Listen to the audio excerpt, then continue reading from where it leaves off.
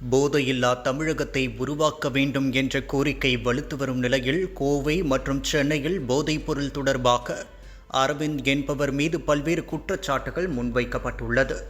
கேஷ்பே என்ற போலி crypto currency மூலம் நாடு முழுவதும் முதலீட்டாளர்களிடம் 100 கோடிக்கும் மேல் மோசடி செய்ததாக கூறப்படும் அரவிந்தை கடந்த ஆண்டு புதுச்சேரி காவல்துறை பல மாநிலங்களில் தேடுதல் நடத்தி கைது செய்ததாக தெரிவிக்கப்பட்டுள்ளது. தற்போது அந்த வழக்கில் ஜாமீனில் வெளியே வந்துள்ள அவர் மீண்டும் கிரிப்டோ கரன்சி நடவடிக்கைகளில் ஈடுபட்டு வருவதாகவும் புகார் கூறப்படுகிறது.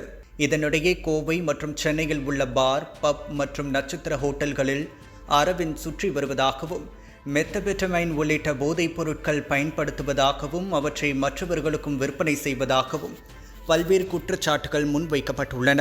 மேலும் பெண்களை குறிவைத்து போதைப் பொருளுக்கு அடிமையாக்குதல், பிளாக்மெயில் செய்தல் உள்ளிட்ட கடுமையான புகார்களும் கூறப்படுகின்றன.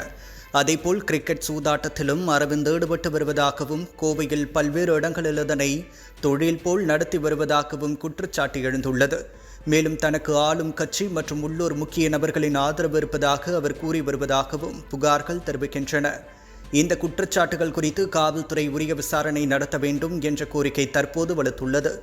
அரவிந்துக்கு போதைப் பொருள் பரிசோதனை மேற்கொண்டு குற்றச்சாட்டுகளில் உண்மை இருந்தால் நடவடிக்கை எடுக்க வேண்டும் என்றும் சமூக ஆர்வலர்கள் வலியுறுத்துகின்றனர். போதையில்லா தமிழகத்தை உருவாக்குவோம் என உறுதியேற்றுள்ள முதலமைச்சர் விஜய் தலைமையிலான தாவேக அரசு மெத்தபெட்டமைன் போன்ற மிகவும் விலை உயர்ந்த கிடைக்க அரிதான போதைப் பொருளை பயன்படுத்தும் இது போன்ற நபரை சுதந்திரமாக வெளியே சுற்ற அனுமதிப்பது எப்படி என்ற கேள்வி எழுந்துள்ளது.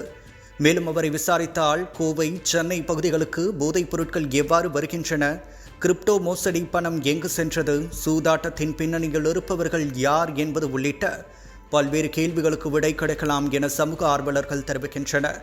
இதனிடையே பெண்கள் அமைப்பு சார்பிலும் அரவிந்துக்கு எதிராக போராட்டம் நடத்த திட்டமிடப்பட்டுள்ளதாக கூறப்படுகின்றது.